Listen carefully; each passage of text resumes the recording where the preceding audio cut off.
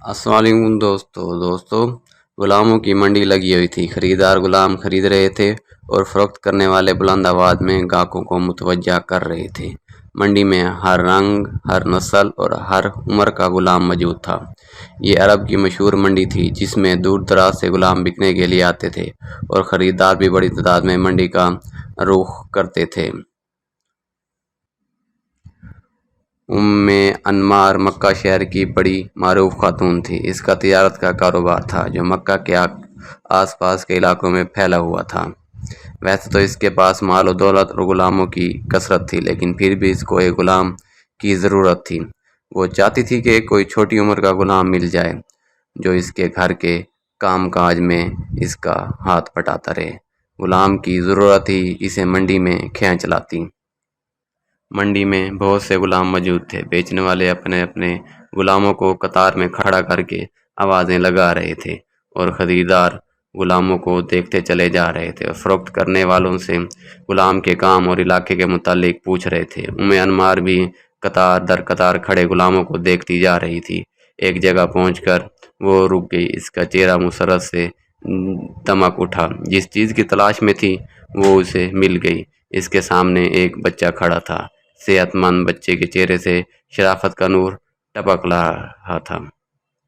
بچہ ابھی بلوغت کی عمر کو نہیں پہنچا تھا۔ یہ اس کے کھیل کود کے دن تھے، مگر وہ غلام تھا، منڈی میں بکنے کے لیے کھڑا تھا۔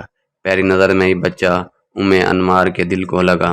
پسند آتے ہی اس نے مالک سے بات کی، قیمت طے ہوئی اور وہ ادائیگی کر کے بچے کو گھر لے آئی۔ تمہارا نام کیا ہے؟ گھر پہنچتے انمار نے بچے سے پوچھا۔ کباب، بچے نے جھجکتے ہوئے جواب دیا۔ تمہارے باپ کا نام؟ ارتھ۔ کہاں سے آئے ہو؟ نجد سے۔ کیا تم عربی ہو؟ ہاں۔ کس قبیلے سے تعلق ہے؟ بنو تمیم سے۔ پھر تم غلام کیسے بن گئے؟ کباب کی آنکھوں میں اداسی چھا گئی۔ اسے اپنے بچپن کے حسین دن یاد آ گئے جب وہ اپنے ہم عمر بچوں کے ساتھ کھیلا کودا کرتا تھا، ماں باپ اور بہن بھائیوں میں خوش رہتا تھا۔ وہ آزاد تھا، جو چاہتا کھاتا، جو پسند آتا وہ کرتا۔ تم مکہ کے سوداگروں کے ہاتھ کیسے آئے اور یہاں منڈی میں کیسے آئے؟ انمار نے دوبارہ پوچھا تو کباب خیالات کی دنیا سے باہر آ گیا۔ انمار کے سوال پر اس نے ایک سرد آہ بھری، پھر دکھی لہجے میں بولا، کچھ عرصہ پہلے کی بات ہے۔ بنو تمیم کے جس محلے میں ہم رہتے تھے، عرب کے کچھ لٹیروں نے اس محلے پر حملہ کر دیا۔ ڈاکوؤں نے گھروں میں موجود تمام سامان لوٹا، بڑے مردوں کو قتل کر دیا اور عورتوں اور بچوں کو قید کر کے اپنے ساتھ لے گئے۔ میں جس ڈاکو کی قید میں تھا، اس نے مجھے ایک آدمی کے ہاتھ بیچ دیا اور میں آزاد آدمی سے غلام بن گیا۔ جس آدمی نے مجھے خریدا، اس نے کچھ دیر اپنے پاس رکھا، پھر اگلے آدمی کے ہاتھ بیچ دیا۔ اسی طرح بکتے بکاتے میں اس منڈی میں پہنچ گیا اور آج آپ مجھے خرید کر یہاں لے آئی ہیں۔ انمار نے کباب کی درد بھری کہانی سنی تو اداس ہو گئی۔ کباب کی عمر چھوٹی تھی۔ چھوٹی عمر میں ہی اس نے بہت دکھ درد سہے اور کئی افراد کی غلامی میں رہ کر بہت کچھ سیکھ لیا۔ اس میں صلاحیت تھی اور وہ کچھ کرنے کا عزم بھی رکھتا تھا۔ انمار نے اس کی صلاحیتوں کو بھانپ کر اپنا ارادہ بدلا اور گھر کا کام کاج کروانے کی بجائے اسے مکہ کے مشہور اسلحہ ساز آدمی کا شاگرد بنا دیا۔ وقت گزرتا گیا اور کباب آہستہ آہستہ اسلحہ سازی میں مہارت حاصل کرتا رہا۔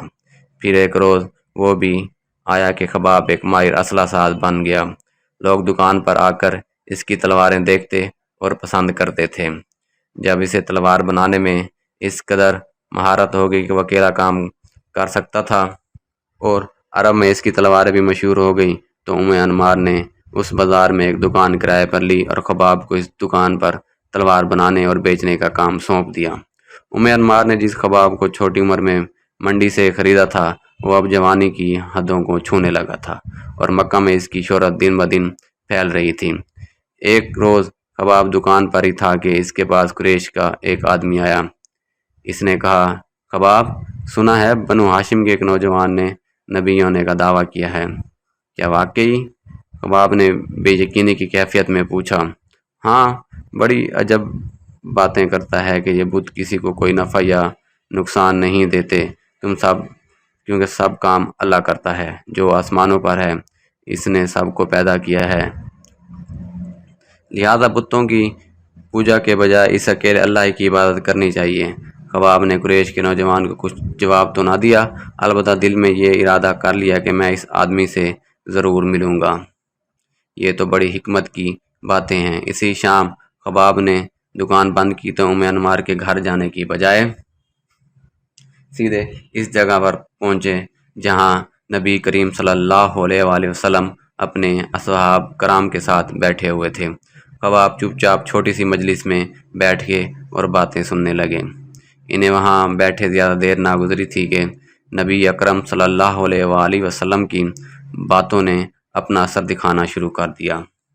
دین اسلام کی سچی باتیں دل میں گھر کر گئیں تو وہ مجلس میں اٹھے اور پکار کر کہا، میں گواہی دیتا ہوں کہ اللہ کے سوا کوئی معبود نہیں اور محمد صلی اللہ علیہ وآلہ وسلم کے اللہ کے بندے اور رسول صلی اللہ علیہ وآلہ وسلم ہیں۔ خباب نے اسلام قبول کیا تو اسے چھپانے کی بجائے علی الاعلان کہا کہ آج کے بعد میں مسلمان ہوں۔ یہ اعلان بنو خزاع کے ایک نوجوان نے سنا تو بھاگم بھاگ انمار کے پاس گیا اور کہا، انمار، تمہیں خبر ہے کہ تمہارے غلام نے کیا کام کیا ہے؟ کیوں، کیا کیا ہے؟ خباب نے بے دین ہو گیا ہے، نوجوان نے بے دھڑک جواب دیا۔ یہ سنتے ہی انمار کا چہرہ غصے سے سرخ ہو گیا۔ انمار اپنے بھائی سوا بن عبد العزاق کے پاس گئی اور اسے تمام صورتحال سے آگاہ کیا۔ سوا بھی خباب کے ایمان لانے کی خبر سن کر سیخپا ہو گیا اور اس وقت تیش سے اٹھا اور خباب کی دکان پر پہنچ گیا۔ خباب، سنا ہے تم بے دین ہو گئے ہو؟ نہیں، ایسی تو کوئی بات نہیں، بلکہ میں تو اب دیندار ہوا ہوں۔ حضرت خباب رضی اللہ عنہ نے نرمی سے جواب دیا، کیا تم نے بنو ہاشم کے نوجوان اور نبی حضرت محمد صلی اللہ علیہ وسلم کی پیروی نہیں شروع کر دی؟ سبا نے تلتماتے ہوئے سوال کیا۔ ہاں، یہ بات تو ہے، اصل میں بے دین نہیں ہوا ہوں، بلکہ میں تو اللہ واحد لا شریک پر ایمان لایا ہوں۔ اب چونکہ میں ایک اللہ کو اپنا اللہ مانتا ہوں، اس لیے میں نے تمام بت بھی پھینک دیے ہیں۔ حضرت خباب رضی اللہ عنہ ابھی اپنا جواب بھی مکمل نہ کر پائے تھے کہ سبا نے انہیں مارنا شروع کر دیا۔ وہ خباب کے اسلام کا یوں اظہار اور اپنے خداؤں کی نفی برداشت نہ کر سکا۔ سبا کے ساتھ جو لڑکے آئے تھے، انہوں نے بھی جو ہاتھ آیا دکان سے اٹھایا اور حضرت خباب رضی اللہ تعالیٰ عنہ کو پیٹنا شروع کر دیا۔ حضرت خباب رضی اللہ تعالیٰ عنہ کو ہر طرف سے گھونسوں، ڈنڈوں، لوہے کی سلاخوں سے پیٹا جا رہا تھا اور ظالموں نے انہیں اس قدر مارا کہ وہ اتنی مار برداشت نہ کر سکے، لڑکھڑا کر گرے اور بے ہوش ہو گئے۔ ان کے جسم پر ہر طرف زخموں کے نشان تھے اور ان کے جسم سے خون بہہ رہا تھا۔ حضرت خباب رضی اللہ عنہ اپنی دکان پر بے ہوش پڑے تھے۔ انہیں اسلام قبول کرنے کی وجہ سے پڑنے والی مار کی خبر پورے مکہ میں گھوم رہی تھی۔ ایک غلام کی جرأت اور انہیں یوں مارنے پر جو سنتا وہ حیرت میں ڈوب جاتا۔ قریش کے سرکردہ لوگوں تک خبر پہنچی تو وہ بھی حیران ہوئے۔ جب سے حضرت محمد صلی اللہ علیہ وآلہ وسلم نے اپنے دین کی دعوت شروع کی ہے، تب سے کئی آدمی اس کے ساتھ ملے تو ہیں، لیکن یوں علی الاعلان ہمارے بتوں کو برا برا کہنے کی آج تک جرأت کسی کی نہیں ہوئی۔ ایک لوہار غلام سے یہ توقع ہرگز نہ تھی۔ قریش کے سردار نے مجلس میں بیٹھے آدمی سے کہا، اسی روز قریش کے تمام سردار خانہ کعبہ کے پاس جمع ہو گئے۔ انہیں جب کوئی اہم فیصلہ کرنا ہوتا تھا تو مشاورت کے لیے وہ اس جگہ جمع ہوتے تھے۔ میٹنگ شروع ہو گئی کہ اس نوجوان سے کیسے نمٹا جائے تاکہ کسی اور کو ہمارے خداؤں کی توہین کرنے کی جرأت نہ ہو۔ اجلاس کی صدارت ابو سفیان بن حرب، ابو جہل اور مغیرہ کا بیٹا ولید کر رہے تھے۔ جب سرداروں کے علاوہ خباب کی مالکہ انمار اور اس کا بھائی سبا بھی اپنے حواریوں کو لیے بیٹھا تھا، ابو جہل نے غصے سے برے لہجے میں کہا، محمد صلی اللہ علیہ وآلہ وسلم کی دعوت دن بدن پھیل رہی ہے۔ اسے روکنے کا ایک ہی طریقہ ہے کہ جس قبیلے کا فرد محمد صلی اللہ علیہ وآلہ وسلم کے دین پر ایمان لائے، وہ قبیلہ نہ صرف اس نوجوان کا بائیکاٹ کرے بلکہ اسے ہر طریقہ سے اس بات پر آمادہ کرے کہ نعوذ باللہ وہ محمد صلی اللہ علیہ وآلہ وسلم کا دین چھوڑ جانے پر مجبور ہو جائے، چاہے اسے مارنے کی نوبت ہی کیوں نہ آئی۔ دوستو، ابو جہل اسلام اور حضرت محمد صلی اللہ علیہ وآلہ وسلم کے خلاف नाउज़ बिल्ला अपनी नफरत का इजहार करके चुप हुआ तो मजलिस में खामोशी छा गई। किसी को इस बात से कोई इख्तलाफ ना था, गोया कि सब की बात अकेले अबू जहल ने कह दी थी। जो ही मजलिस खत्म हुई, फैसले के साथ तहत सबा बिन अब्दुल अज़ा ने अपने कबीले के सरकश नौजवानों को साथ लिया और हज़रत ख़ब्बाब रज़ियल्लाहु अन्हु के पास जा पहुंचा। आप रज़ियल्लाहु अन्हु रोज़ की तरह दुकान पर बैठे तलवारें बना रहे थे। सबा ने दुकान पर जाते ही गरजदार आवाज़ में कहा, ख़ब्बाब हमारे साथ चलो। हज़रत ख़ब्बाब रज़ियल्लाहु अन्हु गुलाम थे, लिहाजा चुपचाप इसके साथ चल दिए। सबा हज़रत ख़ब्बाब रज़ियल्लाहु अन्हु को लेकर मक्का से बाहर खुले मैदान में आ गया। दोपहर का वक्त था और गर्मी के दिन सूरज की तपिश से मैदान में पड़े रेत और पत्थर झलस रहे थे। ख़ब्बाब कपड़े उतार दो, सबा ने गुस्सीले लहजे में हुक्म दिया। हज़रत ख़ब्बाब रज़ियल्लाहु अन्हु ने कमीज़ उतार दी। यहाँ लेट जाओ, सबा ने गर्म रेत की तरफ इशारा करते हुए कहा। हज़रत ख़ब्बाब रज़ियल्लाहु अन्हु चुपचाप झलसती हुई रेत पर लेट गए। सबा ने पास खड़े लड़कों को इशारा किया। वो इशारा पाते ही एक भारी भरकम पत्थर उठा लाए और पत्थर ख़ब्बाब के सीने पर रख दिया। सबा ने लड़कों को नया हुक्म दिया। लड़के हुक्म पाते ही लड़के बढ़े और इन्होंने भारी भरकम पत्थर हज़रत ख़ब्बाब रज़ियल्लाहु अन्हु के सीने पर रख दिया। सबा ने लाठी उठाई और हज़रत ख़ब्बाब रज़ियल्लाहु अन्हु को पीटना शुरू कर दिया। जब थक गया तो इसने लड़कों को हुक्म दिया, वो भी बेरहमी से हज़रत ख़ब्बाब रज़ियल्लाहु अन्हु को पीटने लगे। आप रज़ियल्लाहु अन्हु नीम बेहोशी की हालत में पड़े मार खाते रहे। इनके जिस्म पर लगे जख्मों से खून निकल रहा था। जब मारते मारते लड़के भी थक गए तो सबा हज़रत ख़ब्बाब रज़ियल्लाहु अन्हु के पास आया। आप रज़ियल्लाहु अन्हु की जख्मों की ताब ना लाते हुए कुराह रहे थे। वो मकरूह हंसते हुए बोला, ख़ब्बाब आप बताओ, मोहम्मद सल्लल्लाहु अलैहि वसल्लम की मुतल्लिक़ तुम्हारी क्या राय है? हज़रत ख़ब्बाब रज़ियल्लाहु अन्हु ने जवाब दिया, वो अल्लाह के बंदे और इसके रसूल हैं। वो हमारी तरफ नबी बनाकर भेजे गए हैं ताकि हमें हिदायत का रास्ता दिखाएं और नेकी के कामों की तरफ रहनुमाई करें। सबा ने सुना तो वो आग बगोला हो गया। वो हज़रत ख़ब्बाब रज़ियल्लाहु अन्हु को दोबारा पीटने लगा। आप रज़ियल्लाहु अन्हु हक की खातिर फिर मार खाने लगे। मारते मारते सबा की हिम्मत जवाब दे गई तो बोला, हाँ अब बताओ लात और उज़्ज़ा क्या हैं? हज़रत ख़ब्बाब रज़ियल्लाहु अन्हु बोले, पत्थर के बुत हैं और कुछ नहीं। ये ना किसी को नफ़ा दे सकते हैं और ना किसी को कोई नुकसान पहुंचा सकते हैं। सबा जवाब सुनते ही आपे से बाहर हो गया। तैश में आकर बोला, लड़कों ज़रा इसे इस गुस्ताखी का मज़ा चखाओ। नौजवानों का टोला हज़रत ख़ब्बाब रज़ियल्लाहु अन्हु पर फिर टूट पड़ा और इन्हें घूंसों, सलाखों और पत्थरों से पीटने लगा। आप रज़ियल्लाहु अन्हु मार खाते खाते बेहोश हो गए। इनके जिस्म से खून बहने लगा। हज़रत ख़ब्बाब रज़ियल्लाहु अन्हु इस्तकामत का पहाड़ बने, मार खाते और इस्लाम पर डटे रहे। सबाब और कुरैश मक्का का ये रोज़ का मामूल बन गया। सूरज यूं ही तपता और इसकी गर्मी से रेत गर्म होती। सबा हज़रत ख़ब्बाब रज़ियल्लाहु अन्हु को मैदान में ले जाता और इन गर्म रेत पर लिटाकर इनके सीने पर भारी भरकम पत्थर रखता और पीटना शुरू कर देता। एक रोज़ हज़रत ख़ब्बाब रज़ियल्लाहु अन्हु अपनी दुकान पर बैठे थे कि अकरम सल्लल्लाहु अलैहि वसल्लम का इस बाज़ार से गुज़र हुआ। हज़रत ख़ब्बाब रज़ियल्लाहु अन्हु बहुत खुश हुए, दुकान से बाहर आए और आप सल्लल्लाहु अलैहि वसल्लम से बातें करने लगे। और इसी दौरान इनकी मालिका उम्मे अनमार इधर आ निकली। इसने अपने गुलाम हज़रत ख़ब्बाब रज़ियल्लाहु अन्हु को हज़रत मोहम्मद सल्लल्लाहु अलैहि वसल्लम के साथ बातें करते देखा तो तिलमिला उठी। जो ही प्यारे नबी हज़रत मोहम्मद सल्लल्लाहु अलैहि वसल्लम गए, वो गुस्से से भरी हुई अपने भाई सबा के साथ हज़रत ख़ब्बाब रज़ियल्लाहु अन्हु के पास आई और इन्हें वहीं पीटना शुरू कर दिया। सबा ने आप रज़ियल्लाहु अन्हु को पीटना बंद किया और दुकान के अंदर गया, भट्टी से गर्म अंगारे निकाले, इन्हें ज़मीन पर बिछाया और हज़रत ख़ब्बाब रज़ियल्लाहु अन्हु को दहकते हुए अंगारों पर लिटा दिया। हज़रत ख़ब्बाब रज़ियल्लाहु अन्हु तकलीफ़ की शिद्दत से बेहोश हो गए। उम्मे अनमार का गुस्सा इससे भी ठंडा ना हुआ तो वो भट्टी से गर्म सलाख निकाल लाई और झलसती हुई सलाख हज़रत ख़ब्बाब रज़ियल्लाहु अन्हु के सर पर रख दी। उम्मे अनमार का जुल्म इस कदर बढ़ा कि वो आए रोज़ गर्म सलाखों से आप रज़ियल्लाहु अन्हु का जिस्म दागने लगी। सबा इन्हें दहकते अंगारों पर लिटाकर पत्थर रख देता। एक रोज़ जब दोनों बहन भाई حضرت خباب رضی اللہ عنہ پر ظلم و ستم کر رہے تھے تو حضرت خباب رضی اللہ تعالیٰ عنہ نے اللہ تعالیٰ کے حضور دعا کی کہ یا اللہ جیسے یہ مجھے سزا دیتے ہیں تو ان کے ساتھ بھی ایسا ہی کر۔ حضرت خباب رضی اللہ عنہ کی اس دعا کو چند روز ہی نہ گزرے تھے کہ انمار کو دورہ پڑا۔ اس کے سر میں شدید درد اٹھا اور وہ چیخنے چلانے لگیں۔ انمار کو سر درد کا دورہ تھوڑی دیر بعد پڑنے لگا۔ جب سر درد کی تکلیف انمار کی برداشت سے بھی زیادہ ہو گئی تو اس کی حالت غیر ہونے لگی۔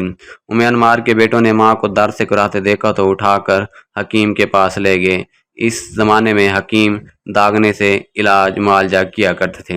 انمار کے لیے بھی انہوں نے یہی دوا استعمال کی اور آگ میں لوہے کی سلاخیں گرم کر کے انمار کے سر پر لگاتے۔ یوں حضرت خباب رضی اللہ عنہ کی دعا قبول ہوئی اور انمار کو اس کے کیے کی سزا جھلک دنیا میں ہی دیکھنی پڑی۔ حضرت خباب رضی اللہ عنہ اسلام کی خاطر دکھ اور تکلیفیں سہتے رہے مگر انہوں نے اپنی زبان سے کلمہ شہادت نہ چھوڑا۔ ان کی اس قربانی کی وجہ سے صحابہ کرام رضی اللہ عنہ کی نگاہوں میں وہ بڑی عزت رکھتے تھے۔ حضرت عمر رضی اللہ عنہ کے دور خلافت کی بات ہے کہ کھجوروں کے پتوں سے بنی ہوئی چٹائی زمین پر بچھی ہوئی تھی جو مسند خلافت کہلاتی تھی۔ خلیفہ اس پر بیٹھے کام کر رہے تھے کہ اچانک کمرے میں ایک آدمی داخل ہوا۔ سلام کی آواز سے کام کرتے خلیفہ کے ہاتھ رک کے خلیفہ نے سر اوپر اٹھایا تو خوشی سے ان کا چہرہ دمک اٹھا۔ مسند خلاف سے اٹھے اور آنے والے فرد کو بڑے پرتباک لہجے سے ملے اور اپنے برابر مسند خلافت پر بٹھایا۔ پھر آہستگی سے بولے اس مسند پر بیٹھنے کے حقدار دو افراد ہیں، ایک بلال اور دوسرا خباب رضی اللہ عنہ۔ ربیع الاول یکم ہجری کو حضرت خباب رضی اللہ عنہ مکہ معظمہ سے ہجرت کر کے مدینہ طیبہ پہنچے۔ مسند احمد بن جنبل رحمۃ اللہ علیہ میں روایت ہے، حضرت خباب رضی اللہ عنہ کہتے ہیں کہ میں نے صرف اللہ تعالیٰ کی خوشنودی کے لیے ہجرت کی تھی۔ غزوات کا سلسلہ شروع ہوا تو حضرت خباب رضی اللہ عنہ عربت سرور دو عالم صلی اللہ علیہ وآلہ وسلم کی معیت میں شروع سے لے کر آخر تک تمام غزوات میں شریک ہوئے اور بہادری اور شجاعت کے وہ جوہر دکھائے کہ سنہرے حروف میں لکھنے کے قابل ہیں۔ حضرت خباب رضی اللہ عنہ السابقون اولون اور جلیل القدر صحابہ رضی اللہ عنہ میں شمار ہوتے ہیں۔ وہ انتہائی صابر، بردبار، مصائب کو برداشت کرنے والے، فداکار، جانثار رسول صلی اللہ علیہ وآلہ وسلم تھے۔ حضرت خباب رضی اللہ عنہ اپنی زندگی کے آخری دور میں بہت مالدار ہو گئے اور اتنے سونے چاندی کے مالک بن گئے جس کا انہیں وہم گمان بھی نہ تھا، لیکن انہوں نے اپنا مال راہ خدا میں خرچ کرنے کا ایک ایسا انوکھا طریقہ اختیار کیا کہ جو پہلے کبھی کسی نے بھی اختیار نہیں کیا تھا۔ یہ درہم و دینار گلی میں ایک ایسی جگہ رکھ دیتے جس کا ضرورت مندوں، فقراء و مساکین کو بھی پتہ تھا، نہ تو اس پر کسی کو نگران مقرر کیا اور نہ تالا لگایا۔ ضرورت مند ان کے گھر آتے اور پوچھے اور اجازت طلب کیے بغیر اپنی ضرورت کے مطابق وہاں سے مال لے جاتے۔ اس کے باوجود انہیں اندیشہ تھا کہ اس مال کے متعلق قیامت کے روز میرا حساب لیا جائے گا اور وعدہ کہ مجھے اس کی وجہ سے عذاب میں مبتلا کر دیا جائے۔ حضرت خباب رضی اللہ عنہ آخری عمر میں کوفہ میں اقامت پذیر ہو گئے اور وہیں پیٹ کی تکلیف سے شدید بیمار ہو گئے۔ علاج کی غرض سے 7 جگہ سے پیٹ داغا گیا۔ انہیں بہت زیادہ تکلیف ہوئی اور فرمانے لگے اگر رسول اکرم صلی اللہ علیہ وسلم نے موت کی تمنا کرنے سے منع نہ کیا ہوتا تو میں اپنی موت کی دعا کرتا۔ اس نازک حالت میں کچھ دوست بیمار پرسی کے لیے آئے اور حضرت خباب رضی اللہ عنہ سے کہنے لگے ابو عبداللہ خوش ہو جائے کہ دنیا چھوڑنے کے بعد حوض کوثر پر اپنے بچھڑے ہوئے ساتھیوں سے ملاقات کرو گے۔ یہ سن کر ان پر گرا طاری ہو گیا۔ جب پاس بیٹھے لوگوں نے دیکھا کہ حضرت خباب رضی اللہ عنہ رو رہے ہیں تو ان کو مخاطب کر کے فرمایا واللہ میں موت سے نہیں ڈرتا، تم نے ان ساتھیوں کا ذکر کیا ہے جنہوں نے دنیا میں کوئی اجر نہیں پایا، آخرت میں انہوں نے یقیناً اپنا اجر پا لیا ہوگا، لیکن ہم ان کے بعد رہے اور دنیا کی نعمتوں سے اس قدر حصہ پایا کہ ڈر ہے کہیں وہ ہمارے اعمال ثواب ہی میں نہ محسوب ہو جائیں۔ پاس سے کچھ دیر پہلے ان کے سامنے کفن لایا گیا تو اشک بار ہو کر بڑی حسرت سے فرمایا یہ تو پورا کفن ہے۔ افسوس کہ حضرت حمزہ رضی اللہ عنہ کو ایک چھوٹی سی چادر میں کفن جو ان کے تمام بدن کو بھی نہیں ڈھانپ سکتی تھی۔ پھر حضرت خباب رضی اللہ عنہ نے وصیت کی کہ اہل کوفہ کے معمول کے مطابق مجھے شہر کے اندر دفن نہ کرنا بلکہ میری قبر شہر کے باہر کھلے میدان میں بنانا۔ اس وصیت کے بعد انہوں نے اس دنیا فانی سے کوچ کیا اور اس وقت ان کی عمر 72 سال کے لگ بھگ تھی اور وصیت کے مطابق شہر سے باہر سپرد خاک کیا گیا۔ اس کے بعد اہل کوفہ نے بھی اپنی میتوں کو یہاں دفن کرنا شروع کر دیا۔ سیدنا حضرت علی اور مرتضی رضی اللہ عنہ جنگ صفین کے بعد 37 ہجری میں اپنے دارالخلافہ کوفہ کو واپس تشریف لائے تو شہر کے باہر آپ رضی اللہ عنہ کی نظر 7 قبروں پر پڑی۔ لوگوں سے پوچھا یہ کس کس کی قبریں ہیں؟ جب ہم کوفہ سے چلے تھے تو یہاں کوئی قبر نہ تھی۔ جواب ملا اے امیر المومنین، وہ پہلی قبر حضرت خباب رضی اللہ عنہ کی ہے جنہیں ان کی وصیت کے مطابق سب سے پہلے یہاں دفن کیا گیا۔ باقی قبریں دوسرے لوگوں کی ہیں۔ یہ سن کر حضرت علی رضی اللہ عنہ کی آنکھیں اشک بار ہو گئیں۔ حضرت خباب رضی اللہ عنہ اور دوسرے اہل قبور کے لیے دعائے مغفرت کی اور اپنے وقت کے اس برگزیدہ ترین انسان کی زبان سے بے ساختہ الفاظ جاری ہو گئے۔ خباب رضی اللہ عنہ پر اللہ تعالیٰ کی خاص رحمت ہو، وہ برزا اور رغبت اسلام لائے اور اپنی خوشی سے ہجرت کی، ساری زندگی جہاد میں گزاری اور رائے حق میں سخت سے سخت مصیبتیں اٹھائیں۔ اللہ تعالیٰ نیکوکاروں کے اعمال ضائع نہیں کرتا۔ خداوند کریم ان کی لہد پر کروڑوں ہار رحمت نازل فرمائے، آمین۔ تو یہ تھا ہماری آج کی ویڈیو۔ تو ناظرین، امید ہے کہ آپ کو ہماری یہ ویڈیو پسند آئے گی۔ اگر ویڈیو پسند آئی تو ہمارے چینل کو سبسکرائب کر دیجئے۔ تو ملتے ہیں اگلی ویڈیو میں۔ اللہ حافظ۔